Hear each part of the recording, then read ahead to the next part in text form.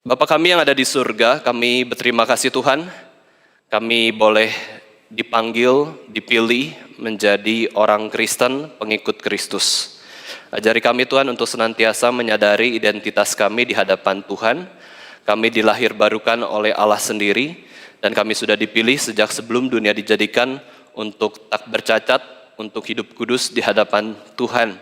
Kami mengucap syukur Tuhan, di dalam menjalani kehidupan sehari-hari, Tuhan tidak melepaskan kami, dan Tuhan terus memanggil kami untuk menghidupi iman Kristen. Kami berdoa supaya Tuhan boleh menyertai hidup kami senantiasa, dan berikan kami kerendahan hati Tuhan, supaya di dalam kehidupan kami ini, kami tidak menyia-nyiakan anugerah Tuhan. Kami bisa sungguh-sungguh bertumbuh, semakin mengenal Allah, semakin mengenal diri kami, semakin dalam lagi di hadapan Tuhan. Berkatilah firman Tuhan yang akan kami dengar, kiranya Allah Roh Kudus boleh menyertai, menguduskan kami, dan boleh bekerja di dalam hati kami, sehingga kami boleh menyambut kebenaran firman Tuhan dengan baik, dan kami juga memiliki hati yang baik, hati yang dipersiapkan untuk bisa mengerti firman dan juga melakukan firman Tuhan dalam kehidupan kami sehari-hari. Di dalam nama Tuhan Yesus Kristus, Tuhan dan Juru Selamat kami yang hidup, kami sudah berdoa. Amin. Mari kita buka Alkitab kita dari 1 Yohanes 3 ayat 7 sampai yang ke-9. 1 Yohanes 3 ayat 7 sampai yang ke-9 saya akan bacakan untuk kita semua. Anak-anakku, janganlah membiarkan seorang pun menyesatkan kamu. Barang siapa yang berbuat kebenaran adalah benar, sama seperti Kristus adalah benar. Barang siapa yang tetap berbuat dosa berasal dari iblis, sebab iblis berbuat dosa dari mulanya. Untuk inilah anak Allah menyatakan dirinya, yaitu supaya ia membinasakan perbuatan-perbuatan iblis itu. Setiap orang yang lahir dari Allah tidak berbuat dosa lagi, sebab benih ilahi tetap ada di dalam dia, dan ia tidak dapat berbuat dosa, karena ia lahir dari Allah. Bapak Ibu Saudara sekalian, tema khotbah kita pada hari ini adalah membinasakan perbuatan-perbuatan iblis. Siapakah yang bisa membinasakan perbuatan-perbuatan iblis? Hanya pribadi yang lebih berkuasa dari iblis. Dan kita sebagai manusia tidak lebih berkuasa dari iblis, tidak lebih pintar dari iblis, kita lebih lemah dari iblis, dan kita seringkali mengikuti natur yang berdosa kita, yang sudah jatuh ke dalam dosa ini. Bapak Ibu Saudara sekalian, dalam salah satu buku pendeta Stephen Tong, dia mengatakan bahwa siapakah Stalin, siapakah Napoleon, siapakah Mao Zedong, siapakah Soeharto, siapakah Marcos. Mereka hanyalah manusia yang suatu hari harus turun dari tahta mereka, tetapi Tuhan adalah Raja yang bertahta selama-lamanya. Kalau kita melihat, mempelajari para pemimpin-pemimpin yang disebutkan barusan, ya, itu ada kesamaan yang dimiliki oleh mereka. Ada kesamaan yang dimiliki oleh Stalin, Napoleon, Mao Zedong, Soeharto, dan Marcos. Kesamaannya adalah mereka memiliki tahta, suatu kuasa yang besar, suatu otoritas untuk mengambil keputusan bagi banyak orang. Mereka punya kuasa yang besar, dan dengan kuasa yang besar, Bapak Ibu Saudara sekalian, seseorang itu bisa menyelamatkan atau menolong seseorang yang lain, atau juga seseorang bisa membinasakan atau menghancurkan kehidupan orang yang lainnya. Inilah akibat atau dampak dari seseorang yang memiliki kuasa, bisa to destroy, ya, atau to build, membangun seseorang, menolong orang, to help others, ataupun menghancurkan, to destroy others. Kita lihat di bawah kepemimpinan Stalin di Rusia, banyak yang menjadi korban jiwa di dalam kekuasaannya. Napoleon juga sama, seorang jenderal perang Prancis yang luar biasa, membunuh banyak tentara musuh, yang dianggap musuh dia binasakan.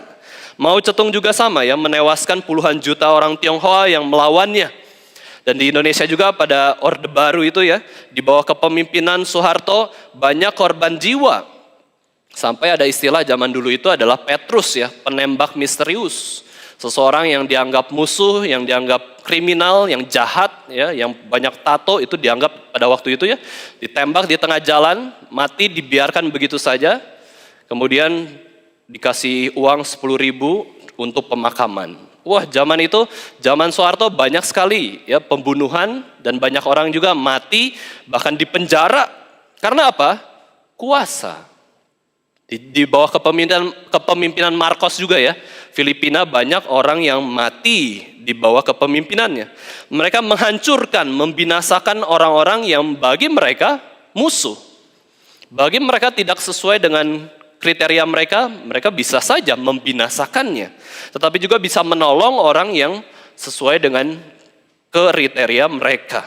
Dari sini kita bisa mendapatkan kebenaran bahwa pekerjaan membinasakan ya atau menghancurkan ini hanya bisa dilakukan oleh orang-orang yang memiliki kuasa atau otoritas.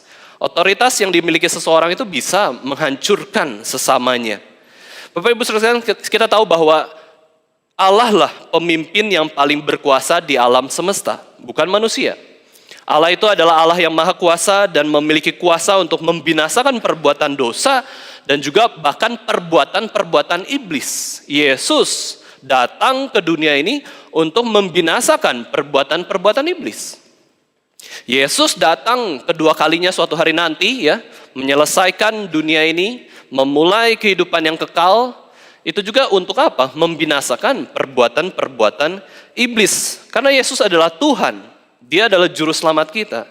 Dan Allah yang maha kuasa itu mampu mengampuni, mampu menyelamatkan, tetapi ingat, jangan lupa, bahwa Allah yang berkuasa itu juga mampu menghancurkan, mampu membinasakan, mampu menghukum orang yang berdosa. Dalam 2 Tawarik 25 ayat 8, di situ dikatakan bahwa Allah mempunyai kuasa untuk menolong atau menggelincirkan. For God has power to help or to cast down. Menolong atau menjatuhkan. Tuhan bisa saja melakukannya. Yang taat kepadanya dia berkati. Yang tidak taat kepadanya dia hukum. Yang mau datang kepadanya dia tolong. Yang tidak mau datang kepadanya dia gelincirkan, dia jatuhkan.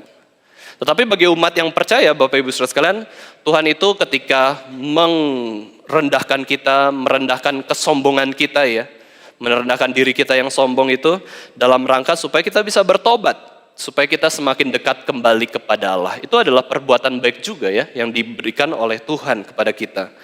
Jika dibandingkan dengan penguasa dunia, kuasa para penguasa dunia itu tidak bertahan selamanya. Meskipun mereka bisa berkuasa puluhan tahun.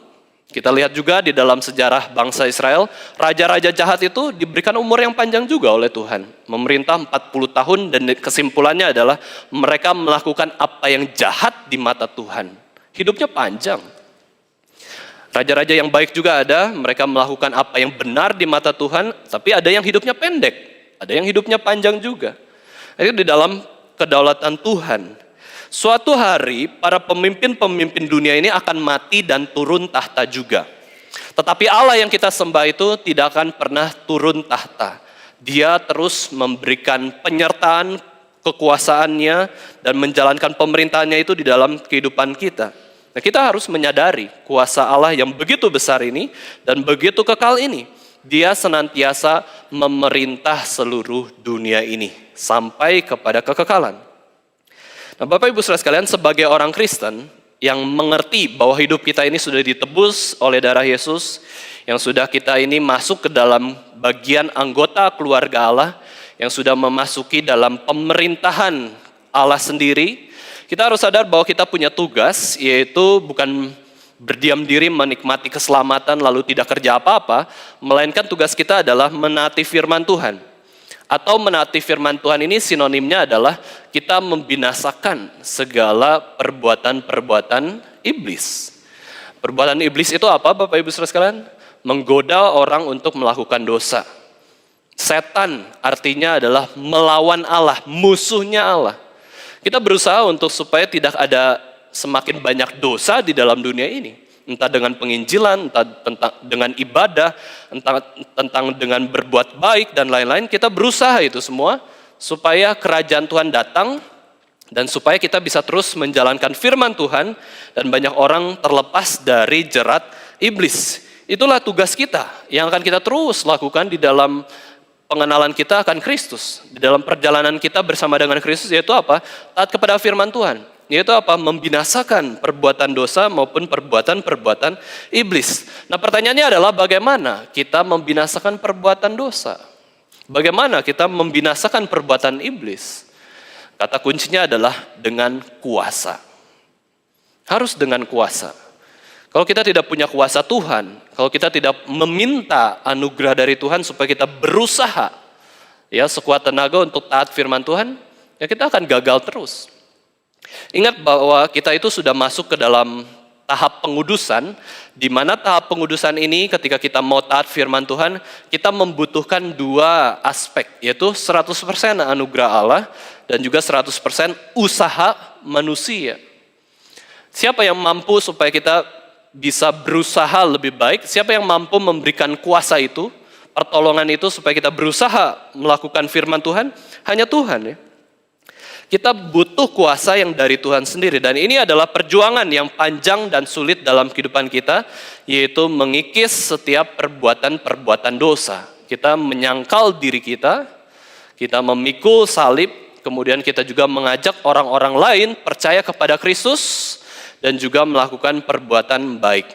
Nah, dalam bagian surat 1 Yohanes ini, Yohanes ingin sekali agar setiap orang Kristen itu bisa menguduskan diri, menaati firman Tuhan.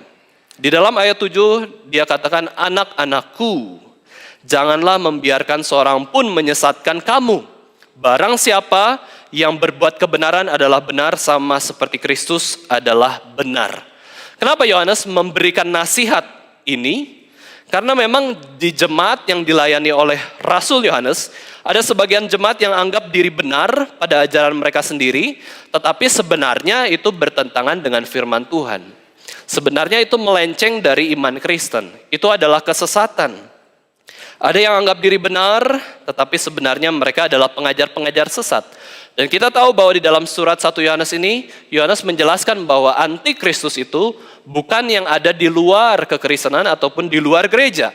Melainkan antikristus adalah orang-orang yang muncul dari kelompok kita sendiri, tetapi tidak mempercayai ajaran Alkitab. Tetapi yang hidupnya sesat, yang mengenal dan bahkan mengajarkan Tuhan Yesus yang lain, Injil yang palsu. Mereka dari mana? Dari kalangan kita sendiri. Jauhi mereka itu. Jangan sampai tersesat. Penyesat-penyesat itu muncul dari komunitas kamu sendiri. Orang-orang Kristen di zaman Yohanes mengalami ancaman dari kelompok yang menganggap diri benar, tapi sebenarnya tidak benar. Kelompok yang dihadapi Yohanes adalah orang-orang yang sesat di dalam kristologi atau pengenalan akan Yesus Kristus. Mereka tidak percaya inkarnasi Yesus Kristus. Yesus Kristus, Tuhan menjelma menjadi manusia, mereka tidak percaya itu.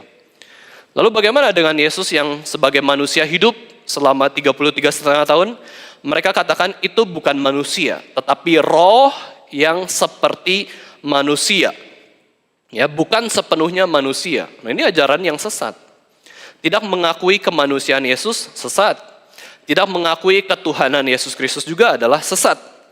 Mereka juga percaya bahwa Yesus itu punya dua kepribadian. Ya, bukan satu pribadi, dua natur, yaitu natur Allah maupun natur manusia, tetapi mereka mengatakan punya dua kepribadian. Yesus itu punya kepribadian Allah maupun juga kepribadian manusia. Mereka mengatakan bahwa Yesus itu sewaktu-waktu jadi Allah, Allah full. Tetapi pada waktu yang lain, Yesus menjadi manusia, terbatas, tidak tahu apa-apa, kayak gitu ya, tidak maha tahu. Yesus dianggap punya dua kepribadian yang berbeda tersebut. Nah, akhirnya kelompok ini merusak komunitas yang ada, sehingga jemaat Kristen pun tercerai-berai, ya, banyak yang berpikir tentang Yesus Kristus, dan akhirnya tersesat juga. Nah, mereka tidak mengerti dan tidak percaya pada Injil yang sejati, tetapi mereka tetap menyebut diri mereka Kristen, ibadah di gereja. Nah, ini adalah orang-orang yang pengajar-pengajar palsu. Dan kalau berkaitan dengan Yesus Kristus, mengenal Yesus yang salah, itu sangat bahaya sekali. Bisa jadi orang tersebut belum memiliki pengetahuan yang benar tentang Yesus, dan bisa juga orang-orang yang mendengarkan pengajaran mereka tidak mendapatkan Injil yang sejati. Ya, mereka bisa tidak diselamatkan, bahkan mereka tidak bisa bertumbuh dalam Yesus Kristus karena mengenal Yesus yang lain. Ini adalah mengajarkan Yesus yang lain, mengajarkan pribadi yang lain, meskipun sama-sama katakan Yesus. Ini adalah Injil yang palsu. Maka Rasul Yohanes memberikan dua nasihat ini. Yang pertama, jangan membiarkan dirimu tersesat. Ternyata ada dosa yang dilakukan oleh orang-orang Kristen, yaitu apa? Membiarkan diri tersesat. Dengerin khotbah-khotbah yang tidak benar, tersesat. Ya, ke gereja yang tidak benar, tersesat. Ya, tidak mau aktif di dalam membaca, menyelidiki firman Tuhan, tersesat. Cuek terhadap doa, persekutuan doa, bisa tersesat. Karena apa? Bukan karena Tuhan itu tidak beranugerah. Bukan karena Tuhan itu tidak menyediakan sarana-sarana anugerah. Tetapi kitanya yang membiarkan diri kita tersesat. Ya, jalan kemana aja ya bebas ya. Mau hidup sebagai Kristen ateis ya atau ateis praktis kayak gitu ya. Kita hidup sebagai agama Kristen betul, tapi hidup kita ateis, ya udah terserah. Mau Yesus yang mana juga nggak peduli. Saya dengarkan Yesus mana lah ya. Nggak pedulilah ajaran yang benar, nggak peduli menyelidiki firman Tuhan, nggak peduli baca firman. Itu adalah orang Kristen yang membiarkan diri tersesat. Gereja banyak membiarkan diri mereka tersesat juga. Mungkin hamba-hamba Tuhannya baik, setia. Tetapi jangan lupa generasi-generasi yang muncul di dalam kekristenan, di dalam gereja itu orang baru. Orang muda yang mungkin tidak mengerti sejarah Kristen, yang mungkin tidak mengerti sejarah gereja. Akhirnya apa? Kalau tidak kuat kepemimpinan seorang hamba Tuhan atau pengurus di dalam gereja, mereka pun dikalahkan dengan generasi yang muda. Yang apa? Pengajaran ataupun doktrin mereka sudah sesat, sudah mengenal Yesus yang lain. Dan ada teori yang mengatakan bahwa gereja itu sedang diserang dengan kesesatan mulai dari mana? Perubahan yang paling mudah adalah bukan liturgi ya, liturgi di dalam arti urutan-urutan ibadahnya, tetapi yang paling mudah masuk adalah lewat lagu, pujian, itu mudah diterima. Saya percaya orang-orang reform pun ya, kalau di luar sana jarang mendengarkan himne ya. Kita dengarkan lagu-lagu Kristen yang mudah didengar mungkin ya. Ya itu masuk lewat mana? Lewat kehidupan sehari-hari, lagu yang biasa, yang enak didengar, akhirnya konsep ibadah itu berubah. Bukan ibadah itu latihan datang kepada Yesus, tetapi ibadah menjadi entertainment. Ibadah itu hiburan untuk kita, bukan latihan untuk datang kepada Kristus. Itu dimulai dari mana? Lagu, pujian yang mudah diterima. Kalau ngubah urutan ibadah atau ngubah khotbah ya susah ya. Siapa yang bisa ngubah khotbah orang? Siapa? Hanya Tuhan yang bisa ubah khotbah seseorang, itu hanya Tuhan ya. Hanya firman Tuhan. Tapi ubah lagu, siapapun bisa ya. Siapapun bisa ubah lagu. Siapapun bisa terima lagu-lagu yang berbagai macam, tetapi ternyata teksnya salah. Motivasinya salah. Ya, motivasi-motivasi itu bisa muncul dan akhirnya membiarkan gereja tersesat. Berarti kalau gereja diam, ajaran yang sesat yang berkuasa. Maka Yohanes mengatakan bahwa jangan membiarkan seorang pun ya menyesatkan kamu. Berarti ada yang menyesatkan kita. Ya, ada yang menyesatkan gereja Tuhan, ada yang menyesatkan diri kita. Kalau kita tidak lawan, kita tidak tahu jalan yang benar, kita akan lama-lama tersesat. Kalau kita berada di suatu daerah lalu tersesat, apa yang terjadi Bapak Ibu Saudara sekalian? Kalau tersesat terus, paling parah mati. Ya, terus kedua terparah adalah stres, depresi, ya sakit, ya tidak bisa mendapatkan damai sejahtera. Kalau tersesat, ya tersesat secara fisik, kita nggak tahu jalan masuk kemana gitu ya, jalan mana atau ke hutan. Apa yang terjadi? Kita bisa mati. Kita bisa sakit, kita bisa stagnan. Demikian juga, kalau rohani kita itu sudah hidup ya. Rohani orang Kristen itu nggak mungkin mati lah, karena sudah dilahirbarukan oleh Roh Kudus. Tetapi yang paling parah bisa terjadi kalau rohani kita yang sudah hidup itu tersesat, apa? Sakit. Ya, tidak bisa bertumbuh maksimal. Kita akan menjadi bayi rohani terus. Lahir baru, bayi terus. Itu kerohanian ya. Bayi rohani terus. Karena apa? Kita tersesat. Membiarkan diri tersesat. Setiap anak, Bapak Ibu Saudara sekalian, kalau nggak diajarin orang tuanya, tersesat. Coba biarin anak nggak diajarin firman Tuhan, nggak disekolahin, tersesat kok. Yang maksudnya tersesat adalah mereka melakukan apa yang mereka inginkan.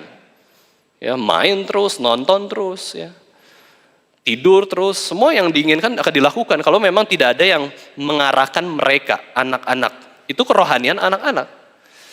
Dan anak-anak itu ya membiarkan diri mereka lah ya. Itu yang sulit ya. Maka kita perlu, kalau kita sebagai orang Kristen yang belajar untuk dewasa, kita perlu jangan membiarkan diri kita itu tersesat. Gereja yang tidak kabarkan Injil itu gereja yang salah. Ini sudah masuk ke dalam kesesatan karena tidak ajarkan Yesus yang sejati. Tidak setia kepada Alkitab. Maka jangan ke sana. Ya, orang yang terus mau ke gereja sesuai dengan kriteria mereka itu membiarkan diri mereka tersesat.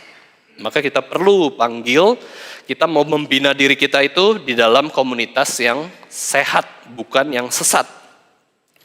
Nah, arah kerohanian kita sebagai orang Kristen adalah harus menjauhi kesesatan dan juga membinasakan perbuatan yang jahat. Ini adalah nasihat dari Yohanes. Yang pertama, jangan membiarkan diri tersesat. Semakin kita tidak baca Alkitab, semakin kita ke gereja yang salah, mendengarkan khotbah yang salah, membaca buku yang salah, kita akan tersesat. Dan yang kedua, Yohanes katakan, marilah kita mempraktekkan kebenaran. Melakukan kebenaran. Kenapa? Karena Tuhan kita, Yesus Kristus itu adalah kebenaran. Yesus Kristus adalah standar hidup orang Kristen. Apa yang Yesus lakukan secara prinsip kita harus lakukan dalam kehidupan kita. Pola hidup kita sebagai orang Kristen adalah serupa dengan Yesus Kristus. Yesus adalah kebenaran. Maka orang Kristen perlu mengerti, mengenal kebenaran Alkitab. Ya, Alkitab adalah dasar kebenaran orang Kristen dalam melakukan firman Tuhan. Dan juga Alkitab ini adalah perkataan. Yesus itu hidup, teladan. Kurang apa lagi sih? Kalau anak itu mau belajar sesuatu kan harus dari kata-kata ajaran kan ya. Terus dari praktek teladan. Bahkan ada yang mengatakan teladan itu berbicara lebih besar daripada kata-kata. Tuhan sudah memberikan kita kata-kata doktrin. Tuhan sudah memberikan pribadi Yesus Kristus. Bahkan Yesus mati di atas kayu salib dan bangkit pada hari yang ketiga. Wah, ini adalah suatu berkat besar. Bagaimana kita hidup dalam kebenaran? Di dalam firman Tuhan dan di dalam pribadi Yesus Kristus. Dan bagaimana kita bisa melakukan kebenaran? Pertolongan Roh Kudus. Ya, pertolongan Roh Kudus yang adalah roh kebenaran ada dalam hati kita dan kita membiarkan Roh Kudus bekerja, bukan membiarkan diri kita tersesat. Kita perlu sering-sering ngomong kepada Roh Kudus juga, Bapak Ibu Saudara sekalian. Ya, karena Roh Kudus ini penolong. Dia itu roh kebenaran. Dia itu pembimbing kita. Dia itu pendamping kita. Masa sama pendamping kita nggak pernah ngomong sih? Roh Kudus tolong aku untuk bisa ibadah dengan baik. Tolong aku bisa melakukan segala sesuatu itu yang benar seperti yang Yesus lakukan. Bukan yang salah, bukan yang sesat. Nah, ini Roh Kudus ya. Roh Kudus dalam hati kita menolong kita untuk terus melakukan kebenaran. Semakin kita berbuat benar, berarti semakin kita serupa dengan Yesus Kristus. Ya, semakin benar, semakin serupa dengan Kristus. Semakin salah, semakin sesat, kita sebaliknya, semakin serupa dengan iblis. Inilah dasar pertimbangan kita kalau mau menilai hidup kita bagaimana. Apakah di dalam kehidupan kita sehari-hari sudah melakukan yang benar atau banyak salahnya ya? Kita bisa nilai hidup kita tuh dari yang kelihatan betul. Manusia itu paling mudah menilai orang lain itu dari fenomena. Kita bisa pikirkan hidup kita. Apakah kita hidup sudah benar belum ya? Maksudnya benar itu bagaimana? Ya, benar itu adalah kita menjalankan firman dan diberikan pertolongan oleh Roh Kudus sendiri. Karena untuk bisa melakukan kebenaran, kita memerlukan kuasa dari roh kebenaran. Waktu kita lakukan kebenaran, berarti Roh Kudus bekerja dalam hati kita. Kita bisa nilai diri kita bahwa, oh, hidup saya ternyata sudah dipenuhi Roh Kudus. Oh, hidup saya ternyata memenuhi diri saya dengan ketersesatan. Kita bisa nilai diri kita. Bahkan kita perlu minta pertolongan Roh Kudus senantiasa untuk memberikan kepekaan dalam hati kita untuk mengetahui mana yang kudus, mana yang tidak kudus, mana yang benar, mana yang salah. Karena kita mau mengikuti teladan Yesus Kristus. Dua nasihat ini dari Rasul Yohanes tentang pengudusan, yaitu yang pertama adalah jangan membiarkan diri tersesat. Arus kesesatan itu terus berjalan menyerang kita. Kalau kita diam saja, pasti tersesat. Maka kita harus aktif. Dan yang kedua, Yohanes katakan, mari kita sama-sama mempraktekkan kebenaran. Ayo, sukai hal yang benar. Sukai ibadah. Ya, sukai firman Tuhan.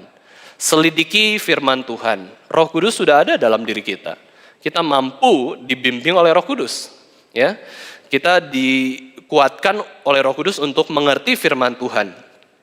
Lalu Yohanes jelaskan dua jenis ataupun identitas ya, dua jenis identitas dan perilaku manusia, yaitu di ayat 8 maupun ayat 9. 1 Yohanes 3 ayat 8 sampai 9. Ayat 8 bicara soal identitas dan perilaku dari orang yang terus melakukan dosa, sedangkan ayat 9 itu bicara soal identitas dan perilaku orang yang tidak terus melakukan dosa. Kita bahas dulu ayat yang ke-8, yaitu identitas yang pertama, yaitu adalah orang yang terus melakukan perbuatan dosa. Di situ Yohanes katakan barang siapa yang tetap berbuat dosa, keep on sinning, berasal dari iblis, sebab iblis berbuat dosa dari mulanya. Untuk inilah anak Allah menyatakan dirinya, Yesus menyatakan dirinya, supaya apa? Ini salah satu tujuan Yesus datang ke dunia, yaitu apa? Membinasakan perbuatan-perbuatan iblis. Ya, membinasakan perbuatan-perbuatan iblis. Di dalam Yohanes 8 ayat 44, mari kita buka Alkitab kita, Yohanes 8 ayat 44, di situ dikatakan ya, 44, di situ dikatakan tentang pekerjaan iblis. Mari kita buka suara, kita baca bersama-sama, Yohanes pasal 8 ayat 44. 2, 3. Iblislah yang menjadi bapamu dan kamu ingin melakukan keinginan-keinginan bapamu. Ia adalah pembunuh manusia sejak semula dan tidak hidup dalam kebenaran. Sebab di dalam dia tidak ada kebenaran. Apabila ia berkata dusta, ia berkata atas kehendaknya sendiri, sebab ia adalah pendusta dan bapa segala dusta. Di sini, ayat ini, Yesus jelaskan bahwa ada identitas iblis dan pekerjaannya.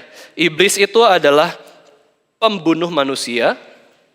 Iblis itu adalah pribadi yang sama sekali tidak ada kebenaran. Dan dia adalah bapa segala dusta. Itu setan. Ya, setan dikenal dalam 3 aspek ini. Yaitu dia pembunuh manusia. Ya, pembunuh manusia, dia ingin mematikan manusia. Dia benci manusia. Dia tidak mengasihi manusia. Iblis itu kalau bisa mematikan manusia senang, baik secara jasmani maupun rohani. Lalu iblis juga adalah seorang pribadi ya, yang tidak ada kebenaran sama sekali. Semuanya itu palsu. Dia tahu kebenaran. Dia tahu Yesus anak Allah. Dia tahu Allah itu satu. Tapi dia itu tidak ada kebenaran. Karena nggak percaya kebenaran. Ya, ini kita bisa lihat bahwa memang ada keterpisahan antara pengetahuan dengan hati. Iblis itu mungkin ya, iblis itu adalah suatu pribadi yang sangat mengenal Allah Tritunggal. Bukan hanya orang Kristen. Orang Kristen sangat kenal ya, kita sangat kenal Allah Tritunggal. Tapi yang setelah orang Kristen yang kenal Allah Tritunggal itu iblis.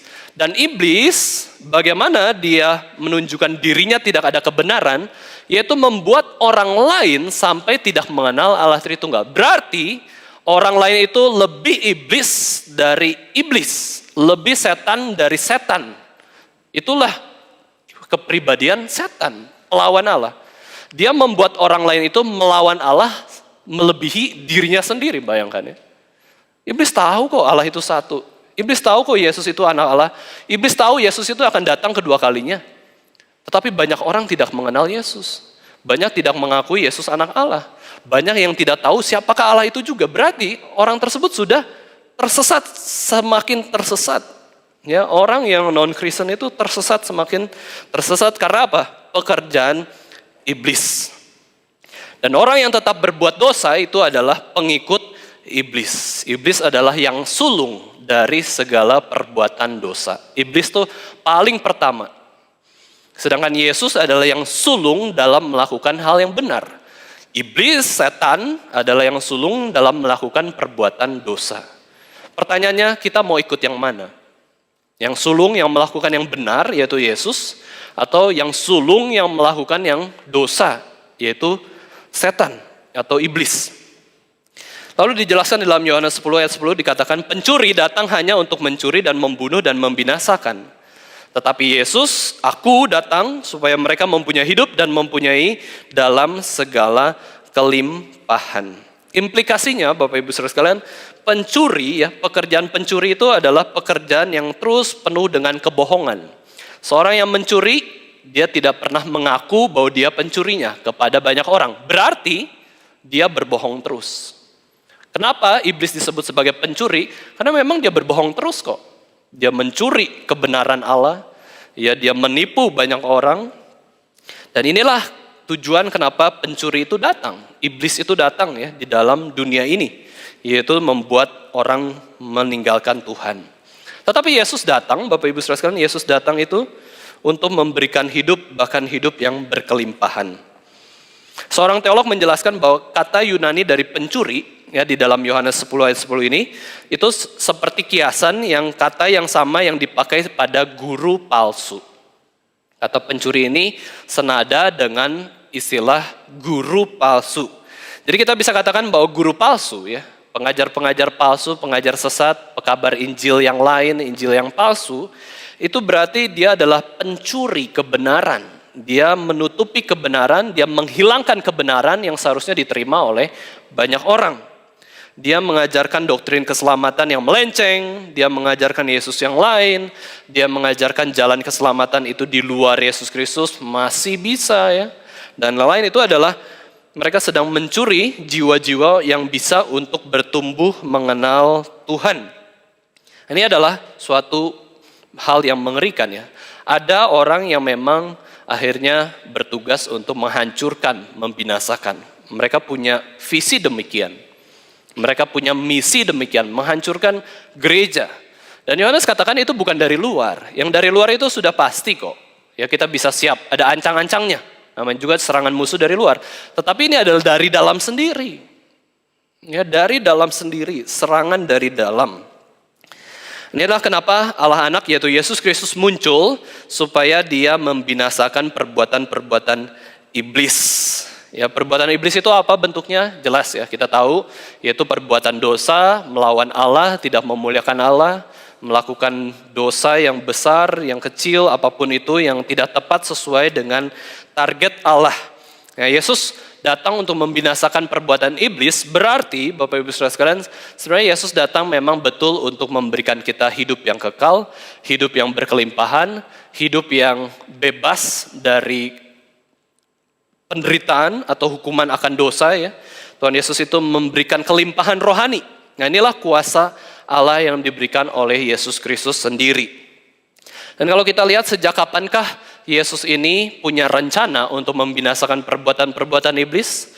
Kita tahu di dalam Efesus dikatakan sebab Allah itu sudah memilih kita, orang-orang Kristen sebelum dunia dijadikan supaya apa?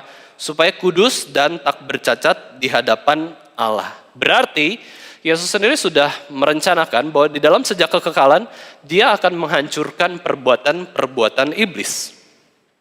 Sebelum iblis ada pun ya, Yesus sudah tahu bahwa dia akan membinasakan perbuatan-perbuatan iblis. Lalu di dalam Kejadian 3 ayat 15, itu juga dinyatakan ya, bahwa ketika manusia jatuh ke dalam dosa, Yesus Allah sendiri menyatakan tentang janji keselamatan, yaitu dikatakan Kejadian 3 ayat 15, aku akan mengadakan permusuhan antara engkau dan perempuan ini, antara keturunanmu dan keturunannya akan meremukkan kepalamu, dan engkau akan meremukkan tumitnya. Jadi Yesus sudah, Allah sendiri ya, Allah Tritunggal sudah menjanjikan bahwa Yesus ini akan meremukkan kepala ular, akan mengalahkan iblis, akan membinasakan iblis. Ya. Dan waktu kita lihat Yesus Kristus mengerjakan penebusan di atas kayu salib, di sanalah pembinasan perbuatan iblis itu dimulai pada tahap yang pertama. Ya, janji penebusan itu sudah tahap pertama. Orang-orang yang percaya pada janji penebusan, yaitu Yesus akan datang meremukkan kepala iblis, dia diselamatkan. Dia menerima Allah Tritunggal. Dia percaya pada Allah yang sejati. Di situ Adam dan Hawa yang percaya, ya, mereka percaya kepada janji penebusan itu, mereka punya kemampuan untuk taat kembali kepada firman Tuhan.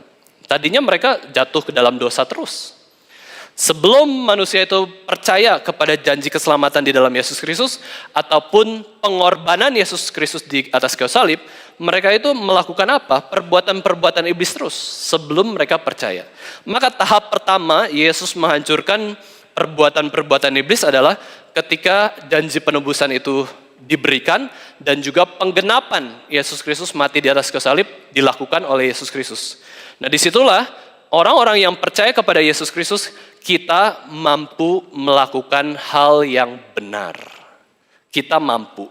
Tapi bukan berdasarkan usaha kita sendiri, melainkan pekerjaan Roh Kudus yang ada dalam hati kita. Nah, ini kita membinasakan. Ya, adanya gereja itu supaya kita bisa mengikis atau mengurangi perbuatan-perbuatan dosa yang ada di dalam dunia yang berdosa. Jadi kita punya kemampuan itu. Tahap pertama yang dilakukan Yesus adalah ini. Ya, ada janji penebusan, ada penggenapan penebusan dosa, dan juga kemudian pada hari kedatangan Yesus kedua kalinya. Nah, ini adalah tahap kedua bagaimana Yesus membinasakan perbuatan iblis, yaitu Yesus datang dengan kuasa yang tertinggi sebagai hakim atas seluruh alam semesta, dan dia akan menghukum iblis di dalam neraka dan seluruh pengikut-pengikut iblis, baik malaikat-malaikat yang sudah jatuh maupun orang-orang yang tidak percaya kepada Yesus Kristus, semuanya akan dimasukkan ke dalam neraka. Perbuatan-perbuatan iblis binasa, gak ada lagi.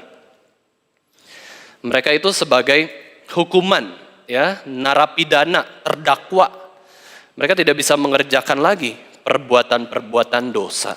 Betul, di surga itu tidak ada dosa. Ya, di neraka pun ya tidak ada dosa. Karena sudah dihukum semuanya. Di dalam keadilan Allah yang paling suci, iblis dan para pengikutnya ada di neraka. Tetapi kepada pengikut Yesus Kristus, kita tetap melakukan hal yang benar. Kita memuji Tuhan, kita menikmati Yesus Kristus, kita akan bisa hidup bersama-sama Yesus Kristus selama-lamanya. Inilah Yesus Kristus. Dialah yang membinasakan perbuatan iblis. Yesus pernah menyatakan 2 kali di dalam Alkitab suatu perkataan yang betul-betul mengenyahkan atau membinasakan iblis dan perbuatannya, yaitu perkataan enyahlah iblis. Itu waktu Yesus di padang gurun, waktu Yesus dicobai oleh iblis, ya, oleh setan. 3 kali dia dicobai, ya, secara yang paling besar itu pencobaannya. Dan Yesus berkata kepada iblis, enyahlah engkau. Dan yang kedua adalah waktu Petrus menghalangi rencana penebusan. Tuhan Yesus, jangan mati di atas kayu salib, aku akan melindungi engkau. Jangan sampai Yesus Kristus itu ditangkap, bahkan dihukum mati. Kemudian Yesus Kristus mengatakan, enyahlah iblis. Ya, kepada orang-orang yang menentang rencana Allah, itu adalah para pengikut iblis, ya, melawan rencana Allah. Ini adalah bukti bahwa hanya Yesus yang dapat membinasakan iblis dan perbuatan-perbuatan iblis. Ayat 9, 1 Yohanes 3 ayat 9, kita lanjutkan kembali. Ini adalah identitas yang kedua dan perilaku manusia yang kedua, yaitu adalah setiap orang yang lahir dari Allah tidak berbuat dosa lagi, sebab benih ilahi tetap ada di dalam dia, dan ia tidak dapat berbuat dosa karena ia lahir dari Allah. Tidak dapat berbuat dosa di sini adalah keep on sinning, ya. Boleh juga kita tafsirkan bahwa ada satu dosa yang tidak bisa dilakukan oleh orang Kristen, yaitu adalah mengkhianati Yesus Kristus. Ya, berarti kita nggak ada satu dosa yang memang kita tidak bisa lakukan. Menolak Yesus, mengkhianati Yesus, menghujat Roh Kudus, mencela Bapa, ya, menolak Allah Tritunggal, itu nggak bisa. Setiap orang Kristen itu pasti, ya, mau mengenal Allah Tritunggal ini. Dan juga setiap orang Kristen pasti nggak mau terus-menerus melakukan dosa. Ini perbedaan dua identitas di dalam seluruh umat di dunia ini. Yaitu seorang yang Kristen itu tidak mau berbuat dosa lagi. Karena apa? Ada benih ilahi yang berbeda ya. Kita tuh punya Roh Kudus, ada benih ilahi, dan Roh Kudus ini pasti menentang perbuatan dosa. Kita nggak suka berbuat dosa, betul, meskipun kita jatuh ke dalam dosa. Kita lemah, ya. Tapi ada dorongan dalam diri kita, yaitu benih ilahi, God seed, ya. Suatu benih, suatu biji ilahi yang akan mendorong kita terus untuk tidak boleh lakukan dosa, tidak boleh lakukan dosa, tidak boleh lakukan dosa. Maka orang Kristen itu memang betul ya, orang Kristen itu lahir 2 kali, mati 1 kali. Kita lahir dari perut ibu kita dan juga dilahir barukan oleh Roh Kudus, 2 kali kelahiran. Kelahiran fisik maupun kelahiran rohani. Tapi kita mati hanya 1 kali saja, ya. Secara fisik saja kita mati. Tapi hidup kita akan terus hidup kekal bersama dengan Tuhan, tidak mengalami kematian yang kekal. Nah, Roh Kudus di dalam diri orang percaya membuat kita terus-menerus tidak melakukan dosa, yaitu Roh Kudus itu menguduskan kita. Waktu berbuat dosa itu juga beda kualitasnya, Bapak Ibu Saudara sekalian. Jangan pikir dosa yang dilakukan orang Kristen yang sungguh-sungguh itu sama dengan perbuatan dosa yang dilakukan orang yang belum percaya kepada Yesus Kristus. Ada beda kualitas ya, beda kualitas dengan dosa manusia baru maupun manusia yang belum dalam Kristus. Kita akan memiliki apa? Penyesalan yang besar, kesedihan yang kudus, kita akan mengalami pertobatan juga. Sedangkan orang yang melakukan dosa sebelum dalam Kristus, mereka bisa suka, menikmati, ya, inisiatif, ya, merencanakan. Bahkan perbuatan dosa itu menjadi hobinya. Nah, orang Kristen tidak memiliki hobi berbuat dosa, meskipun bisa jatuh ke dalam dosa. Orang Kristen tidak hobi melakukan dosa, meskipun kadang-kadang jatuh ke dalam dosa. Bahkan orang Kristen tidak hobi melakukan dosa meskipun dia sering melakukan dosa. Orang Kristen sama sekali tidak mau melakukan dosa. Karena apa? Karena ada Roh Kudus, benih ilahi itu ya. Ini perlu sekali kita menyadari diri kita dan memikirkan kehidupan kita. Nah, kita bersyukur Bapak Ibu Saudara sekalian sebagai orang Kristen, kita itu lahir dari Allah. Pertanyaannya, kita sungguh-sungguh nggak lahir baru? Kita semua orang Kristen di sini, betul. Tapi betul nggak kita menyadari bahwa kita tuh sudah lahir baru di dalam Yesus Kristus? Atau jangan-jangan kita belum pernah merasakan kelahiran baru itu? Memang Bapak Ibu Saudara sekalian, kalau kita lahir, bayi kita lahir kan, waktu di dalam kandungan kita lahir, kita nggak merasakan proses kelahiran itu seperti apa. Tapi kita rasakan bahwa kita itu hidup. Demikian, lahir baru juga kita mungkin gak ingat prosesnya kayak gimana. Kapan saya percaya Yesus, kapan saya minta ampun dosa kepada Tuhan. Tapi kita bisa sadari bahwa rohani kita itu hidup. Ada dorongan untuk membaca firman, ada dorongan untuk berdoa, ada dorongan untuk bersekutu dengan orang Kristen yang lainnya. Nah, kalau tidak ada dorongan itu, kita belum lahir baru. Kita harus minta. Kita juga mungkin, harus mengabarkan Injil kepada sesama kita yang belum lahir baru itu. Nggak ada dorongan. Malas baca firman, malas berdoa, malas ibadah, malas sakramen. Oh, berarti kita belum lahir baru kalau kayak gitu. Karena benih ilahi ini akan terus mendorong kita untuk hidup kudus, hidup berkenan. Meskipun apa? Kita hancur belur ya, babak belur.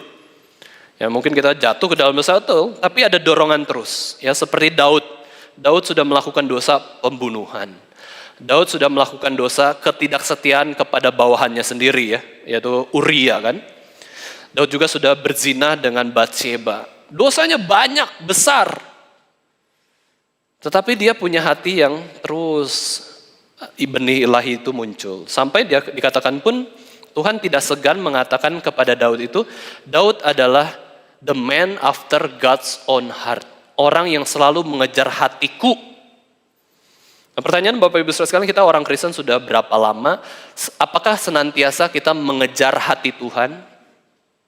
Ya, mengejar kekudusan, mengejar kebenaran, atau kita membiarkan hidup kita dalam kesesatan, dalam keberdosaan, dalam kelemahan.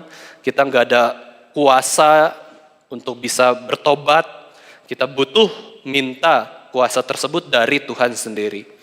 Mari kita renungkan hidup kita, apakah perbuatan-perbuatan yang kita lakukan itu kebanyakan perbuatan iblis atau perbuatan yang baik, ya, perbuatan Kristus. Apakah hidup kita mencerminkan bahwa kita itu lahir dari Bapa atau jangan-jangan kita adalah anak-anak iblis? Ya. Dan kita minta kuasa pada Yesus Kristus dan Roh Kudus untuk menolong kita boleh terus bersandar pada firman Tuhan, terus menerus mematikan dosa dengan pertolongan kuasa Roh Kudus sendiri. Ya, kiranya Tuhan boleh memberkati kita semua, kiranya Tuhan menolong kita semua yang lemah dan kurang iman ini. Mari kita sama-sama berdoa. Bapa kami yang ada di surga, kami mengucap syukur Tuhan, bahwa di dalam kehidupan kami sadari bahwa Engkau sudah memberikan Yesus Kristus sebagai Tuhan dan Juru Selamat hidup kami. Yesus Kristus sudah berkorban untuk datang ke dalam dunia ini, menghancurkan perbuatan-perbuatan iblis, menderita bagi dosa-dosa kami, mati di atas kayu salib demi menebus segala hukuman dosa kami. Dan Yesus Kristus juga bangkit pada hari yang ketiga untuk memberikan pengharapan akan kebangkitan Yesus Kristus kepada kami semua, sehingga kami pun punya pengharapan akan hidup yang kekal. Kami bersyukur Tuhan, Engkau sudah memberikan janji hidup yang kekal, dan kami juga sudah menerima hidup yang kekal itu. Ajari kami Tuhan untuk hidup di dalam janji-janji Tuhan, dan juga firman Tuhan, supaya hidup kami ini boleh berbuah bagi sesama. Berikan kami kuasa Tuhan untuk bisa melakukan perbuatan yang baik dan benar. Jauhkan kami dari segala perbuatan dosa, dan kiranya hidup kami pun boleh menyenangkan Tuhan, bisa menjauhi setiap ajaran-ajaran yang sesat, bisa menjauhi perbuatan-perbuatan yang salah. Di dalam nama Tuhan Yesus Kristus, Tuhan dan Juru Selamat kami yang hidup, kami sudah berdoa.